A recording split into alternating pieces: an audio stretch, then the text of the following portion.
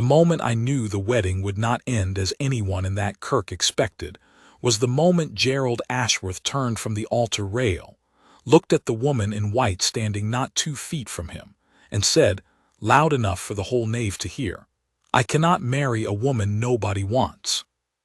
I have turned that sentence over in my mind 1,000 times since, the way a man worries a stone in his pocket, and I have never once found a way to make it sound less cruel than it did in that cold stone church on that gray morning in the Scottish borders. I was standing at my friend's shoulder, my friend being Rowan Blackwood, the 8th Duke of Rosemont, though by then half the county called him only the Silent Duke, for he had not been heard to say more than a dozen words together in company for the better part of 6 years. And I felt him go rigid beside me the instant Ashworth spoke. I ought to explain how we came to be there at all, for Rowan had no more business at that wedding than a hawk has at a sparrow's nest, except that he had known the bride's late father, and old loyalties, in a man like Rowan, do not fade merely because the years have made him quiet. We had ridden 2 days from Rosemont to stand in the last pew of a church we would otherwise never have entered, meaning only to pay our respects and be gone before the wedding breakfast. I had expected an unremarkable country ceremony. I had not expected to watch a woman's whole life come apart in the space between one breath and the next. Her name was Miss Elinor Vane, and I had met her only once before, at her father's funeral 18 months prior, where she had stood dry-eyed and straight-backed through a service that would have broken lesser women, greeting every mourner by name, seeing to every arrangement, because there had been no one else left to do it. I remembered thinking, even then, in the depths of my own indifference to most young ladies of my acquaintance, that there was something in her bearing that put me in mind of a candle flame in a draught bent by the wind, never blown out. She had that same look now, standing at the altar in a gown gone slightly too big at the shoulders, for it had been made over from her mother's, with a wreath of white heather pinned crookedly in hair that had clearly been arranged with care and no lady's maid to help her. And I understood in an instant that this was a wedding got up on very little money and a great deal of hope, and that the hope had just been murdered in front of 40 witnesses. I remember, too, that on the ride into the village that morning Rowan had been unusually restless, checking his cravat twice in the small looking glass at the inn where we had broken our fast, a vanity so unlike him that I had remarked upon it, and he had only muttered something about the cold and said no more. I had thought little of it at the time. I understand it better now. He had been thinking of her the whole ride down, though he would not have admitted as much even under oath, and some part of him, the part that had gone quiet 6 years before and had not yet found its voice again, had already begun, without his permission, to hope for a glimpse of her before the ceremony began. He got rather more than a glimpse. He got a front-row education in exactly what sort of man had been permitted to hold her happiness in his careless hands, and I do not think Rowan Blackwood had been angrier at any single soul, myself included in all our years of friendship, than he was at Gerald Ashworth in the 2 or 3 minutes it took the man to finish ruining that morning. Gerald, her voice did not break. I want that recorded plainly because everything that came after depended upon it. She did not weep, she did not cry out. She said his name once quietly, as though asking him to reconsider the wisdom of what he had just done, not for her sake, but for his own. "I am sorry," he said, and had the grace at least to look somewhat ill as he said it.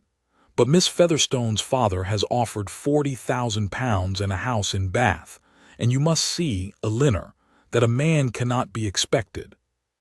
"You need not finish," she said. I have never in my life heard 4 words carry so much. Not need not finish because she could not bear to hear it, need not finish because she had already understood, in the space of his first ungracious sentence, precisely what kind of man she had so nearly married, and had no wish to hear him explain himself further. There is a kind of dignity that only reveals itself under the worst possible pressure, the way a diamond only shows its fire when it is struck, and I watched Elinor Vane's dignity blaze up in that cold kirk, while the woman he meant to marry instead, a Miss Featherstone, whom I did not then know but would come to despise thoroughly before the morning was out, sat smirking in the second pew in a bonnet trimmed with more feathers than sense. The congregation had gone entirely silent, but for the creak of the old pews and someone's indrawn breath. I glanced at Rowan. His jaw had set in the particular way I had learned, over 11 years of friendship, to recognize as the outward sign of a fury he would rather die than show, and his eyes had not left the bride since Ashworth first opened his mouth. "You will forgive me," Ashworth went on, warming now to his own cowardice, the way small men do when they discover no one is going to stop them, "if I say that a man in my position cannot be tied to a woman with no fortune and, forgive me, no particular advantages to recommend her when a finer match presents itself. I am certain you will find someone, in time, someone who will suit better with less." It was at the word less, spoken with such careless, curling contempt, that I felt Rowan move. He did not shout. I want that understood, too, because it would have been easy for a lesser man to make a scene of shouting, and Rowan Blackwood had not raised his voice in public since a night 6 years before that I will speak of directly, and never in anger before witnesses since the day his brother died. He simply rose from the last pew, unfolding to his full considerable height, and every head in that kirk turned toward the sound of a man in a dark coat rising slowly to his feet in the back row, and I saw Eleanor Vane turn last of all, her eyes finding his across the length of the church, wide and searching and utterly without hope, because hope had just been trampled flat in front of her, and she had no reason left to expect kindness from any quarter. "Then I will have her," Rowan said. 4 words. I do not believe the kirk had heard 4 words spoken with such quiet and total finality since the minister pronounced the banns.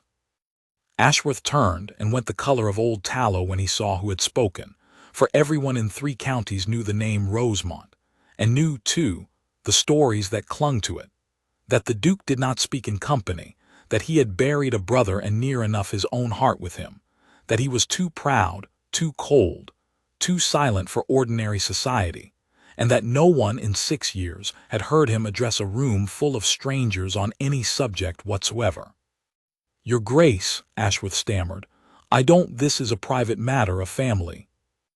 "You have just made it exceedingly public," Rowan said, walking forward now down the aisle past the gaping, craning faces of 40 wedding guests, "by conducting it before witnesses and a minister and God in the middle of a marriage service, in words no man ought to say to any woman, let alone one he professed to love not a fortnight past. I heard you at your own betrothal dinner, Ashworth, calling her the very picture of constancy. I wonder what changed. I wonder whether it was a number, and whether the number had a pound sign in front of it." There was a sound through the church, like a held breath being let out all at once. Miss Featherstone's father, a stout man with a face like a disappointed pudding, half rose from his pew and thought better of it. Rowan reached the altar rail and stopped a respectful distance from Eleanor, close enough to speak to her, not so close as to presume, and I saw him hesitate, actually hesitate. This man who had ridden into a cavalry skirmish in Spain without blinking, as I had cause to know, having been beside him for that too, hesitate over how to address a woman he had exchanged perhaps a dozen words with in his life. "Miss Vane," he said, and his voice gentled so entirely from the tone he had used on Ashworth that I felt something in my own chest turn over to hear it. "I have no wish to add to what you have suffered this morning by making a further spectacle of you. If you wish me to sit down and be silent and let this business resolve itself however it must, I will do it, and no one need ever hear another word from me on the subject.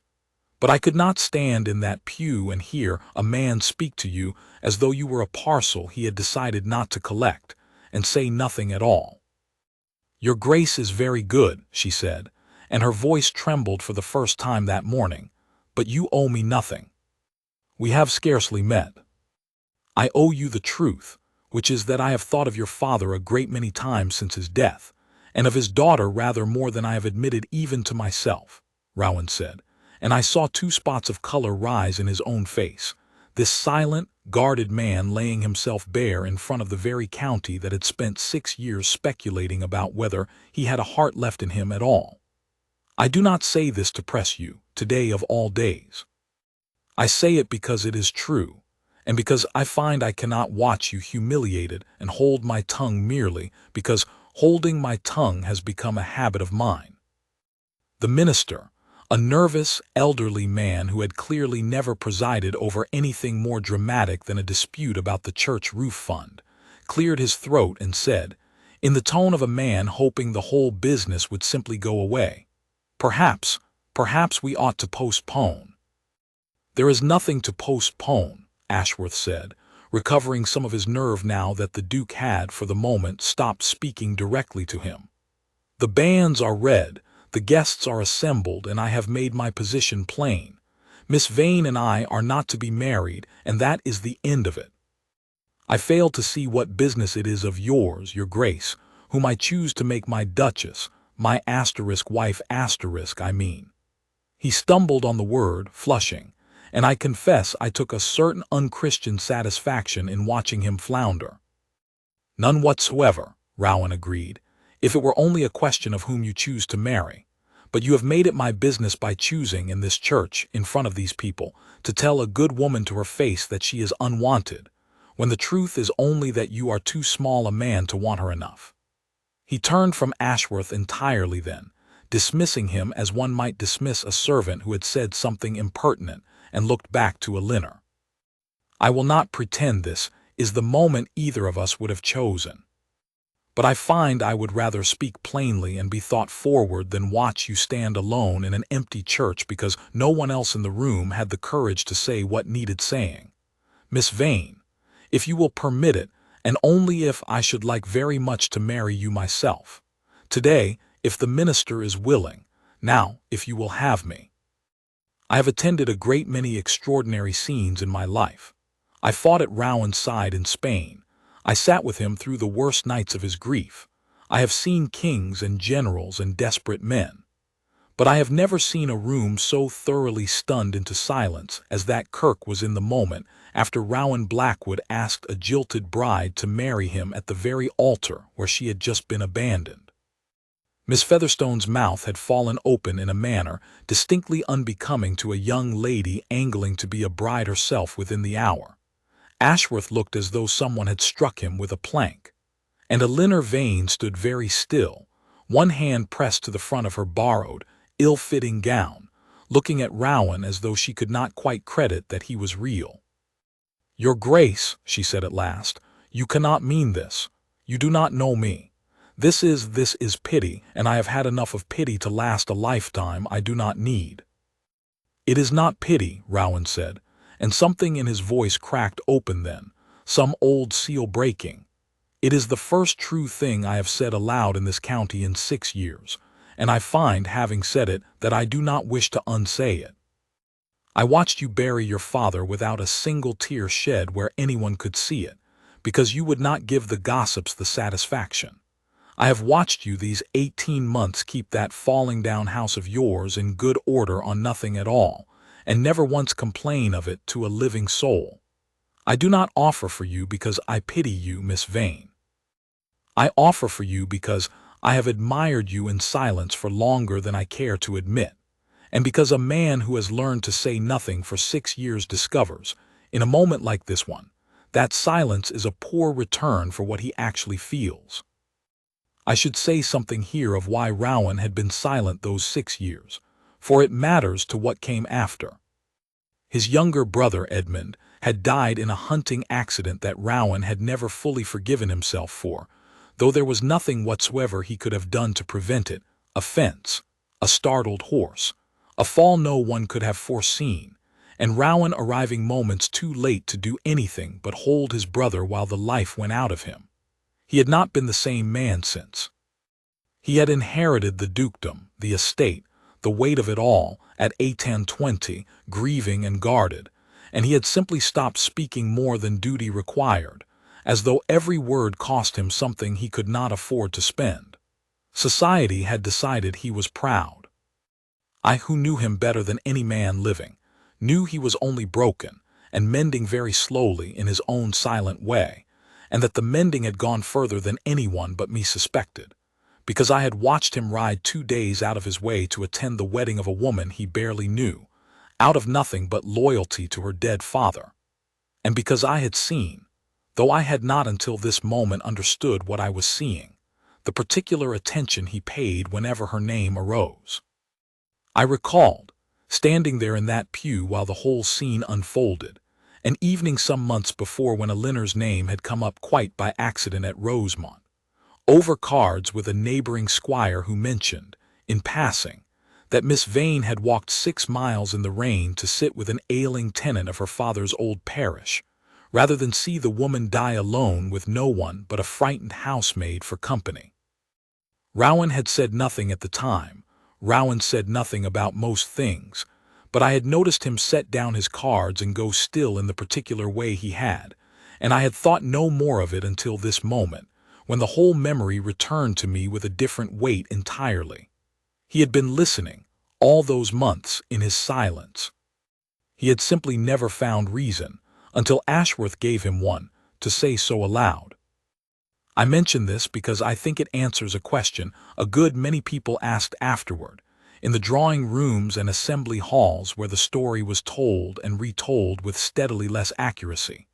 How a man could offer for a woman he had scarcely spoken to, as though love were a thing that could be conjured whole in the space of a single dreadful morning. It was not conjured. It had been building quietly for the better part of a year, in a silence that everyone mistook for indifference, and that was, in truth, nothing of the kind. Rowan Blackwood had simply never before had occasion, or courage, to say what he had long since come to feel. Ashworth's cruelty did not create that feeling. It only, at last, gave it somewhere to go. "I do not know what to say," Eleanor whispered.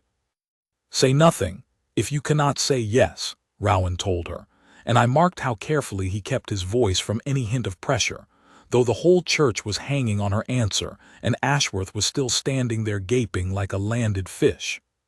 "I would rather you refuse me honestly than accept me out of shock, or fear of standing alone before these people a second time. But I will tell you this, whatever you decide, I intend to see you home safely today, and I intend to see that no one in this county ever again speaks to you as that man just did, married to me or not. You are not unwanted, Miss Vane. You have simply not yet been wanted by anyone who deserved the chance." It was, I think, that last sentence that undid her, more than the offer of marriage itself, more than the title or the estate, or the extraordinary spectacle of the silent Duke breaking his long silence in the middle of another man's wedding. It was the plain, unadorned truth of it, that she had spent her whole life being overlooked by people too small to see what she was, and here, at last, stood a man telling her otherwise, in front of every soul who had ever doubted her worth. "Eleanor," her aunt hissed from the front pew, a thin, anxious woman who had raised her since her mother's death and clearly saw in this reversal a chance too extraordinary to let pass. "For heaven's sake, child, say something."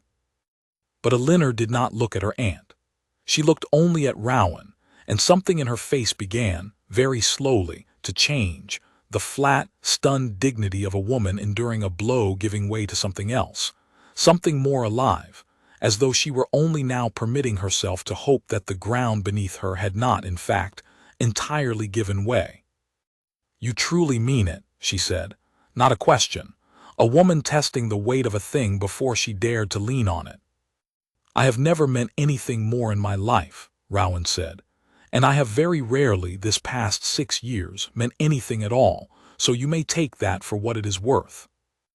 There was, unaccountably, something almost like a laugh in her throat then, small and disbelieving, the first sound of anything other than grief she had made since the ceremony began. "Then, Your Grace," she said, "I think you had better ask the minister whether a bride may simply change grooms partway through a service, for I confess I have no idea whether such a thing is permitted by any law of God or England." "I shall pay whatever fine the church requires," Rowan said, and I saw, For the first time in longer than I could easily remember, the corner of my friend's mouth turned upward, not quite a smile, but its nearest neighbor. "And if the minister will not have it, we shall ride to Rosemont and be married by special license before the week is out. But I would rather do it here now, in this church, in front of every person who watched you be treated so poorly this morning, so that not one of them will ever be able to say they saw you left alone. Let them see the opposite instead." I confess that at this point I looked to Ashworth, half expecting him to attempt some final protest, some assertion of a prior claim he had himself just publicly renounced. But the man had gone quite gray and was edging, with Miss Featherstone's father's help, toward the side door, no doubt already calculating how quickly the story would travel and how badly it would reflect upon him. As I am pleased to report, it did thoroughly and for years afterward.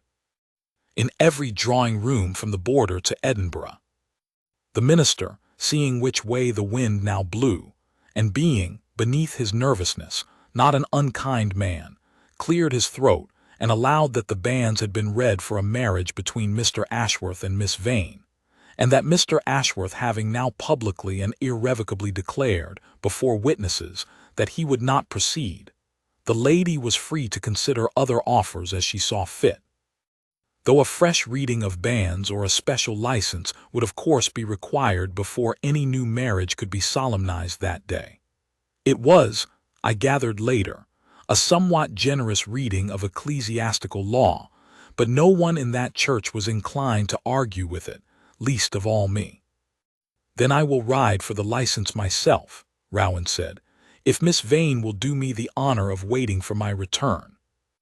"I have waited a great many things today, your grace," Elinor said, and there at last I saw the ghost of an answering smile touch her own mouth, fragile and astonished, like sun breaking weakly through cloud after a long gray morning. "I find I do not mind waiting a little longer, provided I know now what I am waiting for." That was, I believe, the moment I understood the whole business had turned a corner from spectacle into something I would remember all my life, and I have set myself the task of remembering it rightly, because I do not think either of them will ever tell the story quite so plainly as I intend to. It took the better part of 2 days to arrange the special license. I rode with Rowan myself, for he would not leave the matter to a servant, and I watched him pace the entry hall of the bishop's residence in Kelso like a man half his age, all his old composure entirely abandoned. I had known Rowan Blackwood since we were boys together at school, through Spain and its horrors, through his brother's death and the long gray years that followed, and I had never once seen him behave as he behaved in that anteroom, checking his pocket watch every few minutes, asking me twice whether I thought 2 days too long to leave a lady waiting, whether I thought her aunt would look after her properly in the meantime, whether I thought, and here his voice dropped, uncertain in a way I had never heard from him even in the worst of the war, whether I thought she might, in the quiet of those 2 days, come to her senses and reconsider so rash a bargain. "She is not the sort of woman to make a bargain rashly," I told him, "which you would know if you had spoken 20 words to her before Sunday. She held that whole church steady with nothing but her own composure while a fool humiliated her in front of everyone she has ever known. A woman with that much steel in her spine does not change her mind for want of 2 days' reflection. If anything, Rowan, I think the 2 days will only prove to her that you meant what you said." He looked at me, then with an expression I can only describe as naked gratitude, the look of a man who has spent 6 years believing himself unfit for ordinary happiness and has just been told, by someone who has watched the whole of his suffering, that perhaps he was wrong. That night in the inn at Kelso, I woke past midnight to find him still awake, sitting by the cold hearth with a letter half written and abandoned on the table before him. A letter to Elinor, I saw, though he had got no further than her name before setting down the pen.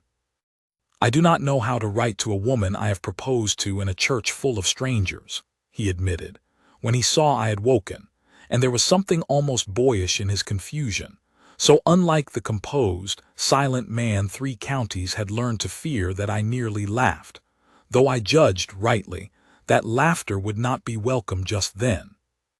I have led men into cannon fire with a steadier hand than this, Henry. I told him that a woman who had endured what a Linner Vane had endured that Sunday morning did not want fine phrases. She wanted honesty, plainly given, and that he had already proven himself more capable of that than any man I knew, however little he believed it of himself. He did not finish the letter.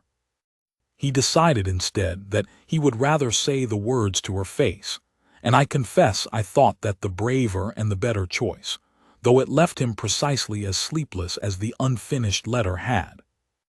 I have thought since that this, too, was part of what made Rowan Blackwood the man he was, not that he never doubted himself, for he doubted himself constantly in the way that only truly good men do, but that his doubt never once stopped him from doing the right thing regardless of what it cost his own composure. A lesser man, jilted by nothing worse than his own uncertainty, would have found a dozen reasons to delay, to reconsider, to let the whole matter quietly subside into the sort of story people tell at dinner and forget by spring. Rowan did not delay. He rose the next morning, shaved with a hand I noted was not entirely steady, and rode the final leg to the bishop's residence to collect the paper that would let him keep the promise he had made in front of 40 strangers and a startled minister. I rode ahead of him to a Linner's aunt's house on the 3rd morning, partly to give warning of our approach and partly, I confess, because I wished to see for myself how she fared, whether the shock of Sunday's events had settled into regret or hardened into resolve. I found her in the small garden behind the house, cutting the last of the season's late roses with a pair of shears too large for the task, her aunt watching anxiously from the kitchen window, as though expecting the whole arrangement to dissolve at any moment like morning mist. "You have come to tell me he has changed his mind," she said, before I had got 2 words out, and there was no self-pity in it, only a kind of resigned bracing, the manner of a woman who has learned through hard experience to expect disappointment and armor herself against it in advance. "I have come to tell you the opposite," I said, "though I understand entirely why you would assume the worst. My name is Captain Henry Ashcombe, Miss Vane. I have had the honor of calling myself the Duke of Rosemont's closest friend for 11 years, through a war and a great deal of grief besides, and I want you to know, before he arrives within the hour with a license in his pocket, that I have never in all that time seen him behave as he has behaved these past 2 days. He has scarcely slept. He rode to Kelso and back twice to be certain every paper was in order. He asked me no fewer than a dozen times whether I thought you doubted him. I tell you this not because he asked me to, he would be mortified to know I had said any of it, but because I think you have spent a great many years being told you were not wanted, by people who did not deserve to have you, and I do not think you should walk toward this marriage wondering whether the man waiting for you is sincere. He is the most sincere man I have ever known. He simply forgot for 6 long years how to say so out loud." She set down her shears very carefully on the garden bench, and when she looked up at me, her eyes were bright with tears she was, characteristically, refusing to let fall. "I have known him for days," she said, "if you count from the moment he stood up in that church. It is not very long to decide the whole shape of one's life." "No," I agreed, "it is not. But I have known him 11 years, Miss Vane, and I promise you this. I have watched that man mourn his brother so completely that I feared, for a time, he might never come back to himself at all. I have watched him retreat from every drawing-room in Scotland rather than risk feeling anything he could not control. And I watched him, on Sunday, throw all of that caution into the fire in the space of about 4 minutes, in front of 40 strangers, because he could not bear to see you standing alone. A man does not do that for pity. A man does that because something in him recognized something in you, and would not be silenced any longer, whatever it cost him to speak." She was quiet for a long moment, looking out over the small garden with its late roses and its crooked stone wall, and when she spoke again her voice had steadied into something I recognized, even then, as the sound of a decision already made and only now being said aloud. "My father used to say," she told me, "that a man's true character shows not in how he behaves when everyone is watching and admiring him, but in how he behaves when no one expects him to trouble himself at all.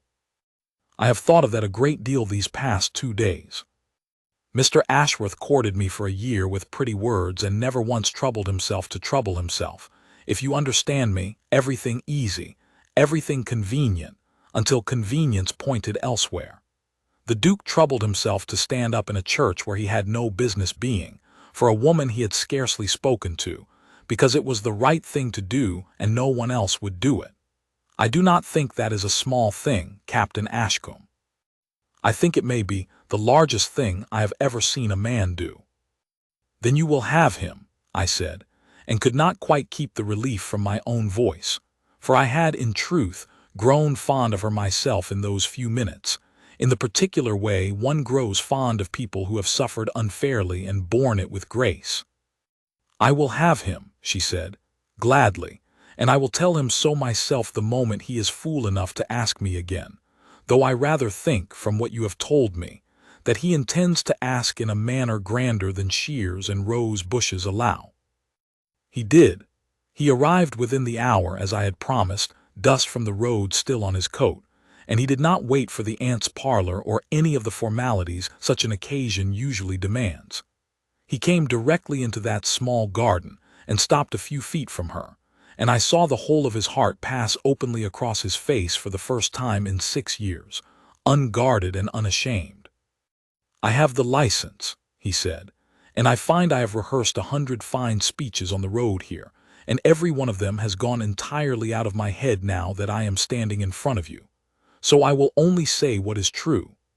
I have spent 6 years believing that I had used up whatever capacity I had for happiness, that grief had hollowed me out and left nothing behind worth offering to another person. And then I stood in a cold church on a gray morning and watched a woman endure the cruelest moment of her life without once losing herself in it, and I understood all at once that I had been wrong. There was a great deal left in me. It had simply been waiting for someone worth spending it on. "Your Grace," Elinor said, and her voice trembled now openly, no longer guarded, no longer bracing against disappointment. "I have spent my whole life being the woman people settled for, or passed over, or left standing at altars.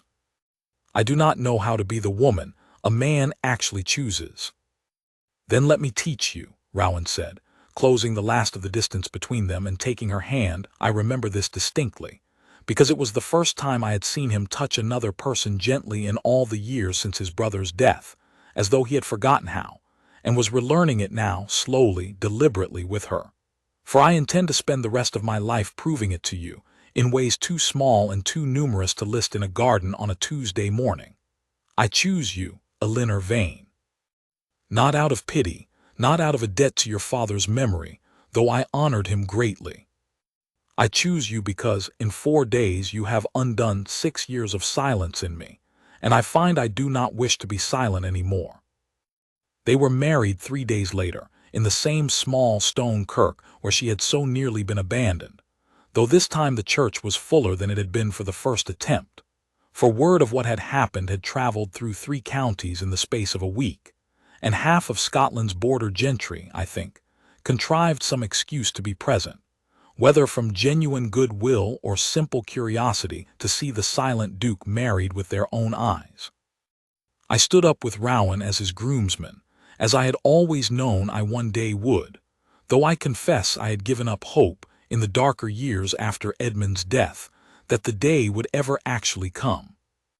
Ashworth did not attend, of course, nor would he have been welcome, but I heard, some months later, that Miss Featherstone's father had quietly withdrawn his own daughter's engagement to him, upon discovering that a man who would humiliate one bride at the altar could not be trusted not to do the same to a second, and that Ashworth had removed himself to some distant corner of England where, I am given to understand, his reputation had not yet preceded him, though I do not doubt it eventually did. I will not pretend I felt any great sorrow on his account. A man who calls a good woman unwanted in front of God and 40 witnesses has, I think, earned whatever comes to him after. I watched Elinor walk up that aisle a second time, this time in a gown made new for the occasion, pale blue rather than white, for she had told her aunt she did not wish to wear anything that reminded her of that first terrible morning, and I watched Rowan watch her the entire length of the aisle with an expression I had not seen on his face since before the war, open, unguarded, entirely undone by love in the plainest and best sense of the word. When she reached him, he took her hand as though it were the single most important object in all of Scotland, and I heard him say, quietly, meant only for her, though I stood close enough to catch it, "I told you I would prove it to you. Every day, if you will let me." "Every day," she said, "for as long as you like, your grace." "Rowan," he corrected her, smiling now fully, in a way I had genuinely feared he had lost the capacity for. "My name is Rowan. I find I should like very much to hear you use it." "Rowan," she said, and it was the sweetest thing I have ever heard a word made to sound, and I saw the whole church, packed now with the same sort of gawking, gossiping gentry who had watched her humiliated a week before, watch instead as she was, at last, thoroughly and publicly chosen. There was a small moment at the wedding breakfast that followed, which I have never told anyone until now, though I think it deserves telling, for it says a great deal about the sort of woman Elinor was, and the sort of marriage the two of them meant to build together. A distant cousin of hers, a sharp-tongued woman who had never troubled to hide her opinion that Elinor had married far above her deserving, cornered her near the punch bowl and remarked, with the sort of smile that is not really a smile at all, that it was fortunate indeed some men could overlook a lack of fortune when a young woman had so little else to offer. I saw Elinor's spine straighten in the old familiar way, the candle flame bending but never blown out, and I braced myself for a scene. Instead, she only smiled, quite serenely, and said that she considered herself fortunate to have learned, at such a young age, exactly which people's opinions were worth keeping and which were worth setting down gently and walking away from, like a chipped teacup one no longer had use for. The cousin had no ready answer to that, and did not trouble her again, that day or any other. Rowan, who had overheard the whole exchange from a few feet away, said nothing to the cousin at all, but I saw him look at his new wife with an expression of such open pride that I believe every person who witnessed it understood, without a single word being spoken, exactly how matters stood at Rosemont from that day forward. I have had 11 years now to watch what became of that marriage, and I will say only this, for I think a man ought not to speak too freely of matters that belong properly to his friends and not to himself.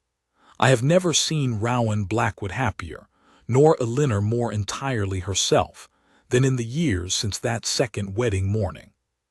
Rosemont, which had stood half-shuttered and grieving for the better part of a decade, filled again with the ordinary noise of a house that is loved and lived in, laughter in the corridors, flowers cut fresh for the hall table, a duchess who remembered every servant's name and every tenant's trouble, exactly as she had once remembered every mourner's name at her father's funeral, because that, I came to understand, was simply the shape of her heart, whether the world around her chose to see it or not. I asked Rowan once, some years later, sitting by the fire at Rosemont on a winter evening with Elinor upstairs putting their eldest to bed, what had made him rise from that pew when every instinct of 6 years' careful silence must have screamed at him to stay seated and let the scene play out without him. He was quiet for a long moment in the old way, the way that had once worried me and had come, over the years, to simply be a part of him I loved. Rowan had never become a talkative man, even in his happiness, but the silence had a different quality now, warm rather than wounded. "I kept thinking of Edmund," he said at last. "How he never hesitated to speak up for anyone he thought was being wronged. Even as a boy, I used to tease him for it, tell him he would talk himself into trouble one day. And I thought, sitting in that pew, watching that man humiliate her in front of everyone she had ever known, that Edmund would never have stayed silent. that the silence I had built around myself since his death was not honoring him at all. It was only a kind of hiding, and I found I did not want to hide any longer. Not from grief, not from love, not from anything. He looked toward the stairs, where I could just make out Eleanor's voice, low and warm, singing something old and Scottish to their son. I have never regretted a single word of what I said in that church. I think it may be the only speech I have ever given in my life that I got entirely right. I told him then, as I will tell anyone who asks me to recount the story even now, that he had gotten a great deal more than the speech right. He had seen a woman the world had decided to overlook, and had looked at her instead with the whole of his attention, at the exact moment she needed it most, and had never once looked away again. That, I think, is the truest kind of devotion there is, not the grand gesture alone, though God knows the gesture was grand enough to set 3 counties talking for a year, but the quiet daily choosing that came after, every morning, for the rest of their lives together, exactly as he had promised her in that small garden with the dust of the road still on his coat. She keeps to this day the wreath of white heather she wore that first terrible morning, pressed now between the pages of a book, not out of any lingering sorrow, she told me once, but as a reminder of how close she had come to spending her life with a man who would never have troubled himself to see her at all, and how, instead, she had been seen, fully and without condition, by the one man in England everyone had believed incapable of seeing anyone at all. I have never known a happier household than the one that grew up around that single, terrible, transformed morning, and I do not expect, in whatever years remain to me, to know a finer proof that the truest love is the kind that stands up in a cold church and simply refuses to let a good woman stand alone.